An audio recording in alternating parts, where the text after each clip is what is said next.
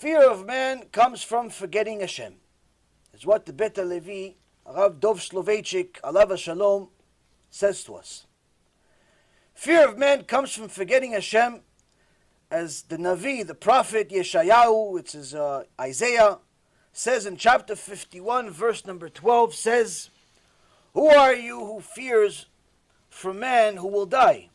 From son of man who like grass will be cut down. You've forgotten Hashem who made you, and you are constantly in fear."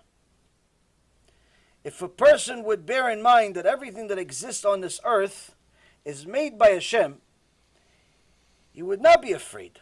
No person has the ability to change Hashem's decrees. No one can add to them or detract from them, even the width of a pinpoint.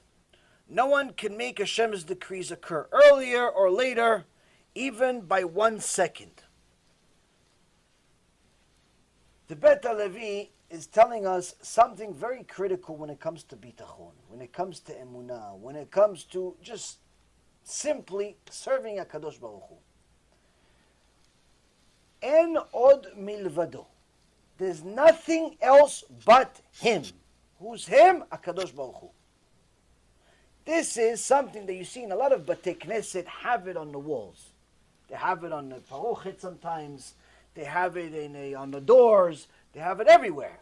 It's a constant statement. It's a verse in the Torah, which means there's nothing else but Him. In essence, trying to imply to all the attendees, the members of the synagogue, you see that imprinted into your heart. Because if you imprinted that there's nothing but HaKadosh Baruch Hu, you would never be afraid again. Why? Because the vast majority of our fears are fears of people. We're much more afraid of people than we are of HaKadosh Baruch Hu. We're afraid people are going to fire us. We're afraid people are not going to pay us. We're afraid people are going to steal our business, steal our customers. We're afraid people are not going to marry us. We're afraid people are not going to like us. We're afraid of people everywhere. So we do a lot of stupid things because of it. A lot of women that are immodest are not immodest because they're reshaim. They become reshaim due to their immodesty, according to Hashem's laws. But they're not immodest because they want to be reshaim. She's not wearing a 3-foot-long wig because she wants to go against HaKadosh Baruch Hu. She's not wearing a mini skirt that practically is useless to cover anything because she wants to go against HaKadosh Baruch Hu. No, she's a Bat Yisrael, she's a good neshama. Why is she immodest? Because she's afraid that if she's not immodest, she's not going to fit in. And people are going to look at her as like, oh wait, you're wearing a dress all the way to the heels? What are you, from the years of Antiochus? What are you, the Imam's wife? What are you, ISIS? What's the matter with you? Why do you look like that? Look like the rest of us. We emulate the Goyim, you emulate the Goyim. No. She does it not because she believes it. She does it because she's afraid. She's afraid of what people think of her. Instead of worrying about the Shekhinah, she's worried about the Shekhinah. Instead of worrying about Hashem's glory, she's worried about the neighbor. It so happens, Shekhinah and Shekhinah sound similar and spelled very similar in Hebrew. And Rabbi Yaron Reuven Shalom used to say this all the time. Why are you so worried about the neighbor and not the Shekhinah? Why? You think the neighbor is going to help you in Olam HaEmet? You think the neighbor is going to go up to the Shemaim and says, no, Hashem, I told her to wear the skirt. If she didn't wear that skirt, I would have made fun of her. You think that's going to help her? No, she's going to get punished also. Nothing's going to help you. But a lot of women make this mistake because she's afraid that people are going to make fun of her. Her girlfriends, her frenemies, sometimes even her teachers. Her employer is going to fire her if she covers her hair Like a Jew is supposed to cover her hair with a mitpachat or a hat. So she wears a wig. Or she wears a wig to her son's wedding. Even though she wears a mitpachat the whole year. But to the event, she wears a wig. Why? Because that's the event. It's a show and tell. Wait a minute, show and tell. I thought it's your son's bar mitzvah. I thought it's your son's wedding. What show and tell?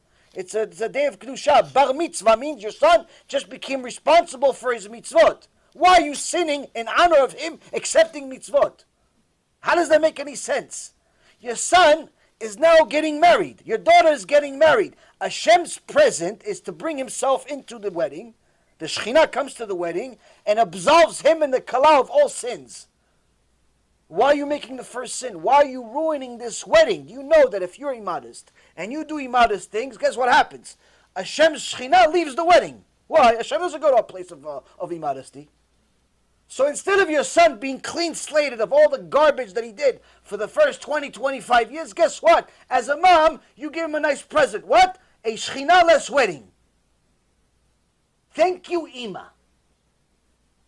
Instead of getting a present from HaKadosh Baruch Hu of absolving him of all the sins, what happens? Shekhinah left. Why? Because you wanted to be immodest. Yeah, but everyone's going to make fun of me. Let them make fun of you until we see who's right. But she's afraid of all of her neighbors and all the people that attend the wedding, and she makes silly decisions. I have a woman that sent me a letter she sent to her boss. She works for a Jewish company, and the Jewish company happens to be a Jewish school. And she saw a few of our shulim, and she took off the wig, threw it in the garbage, and put a mitpachat. She came to school, the Jewish school, with a mitpachat.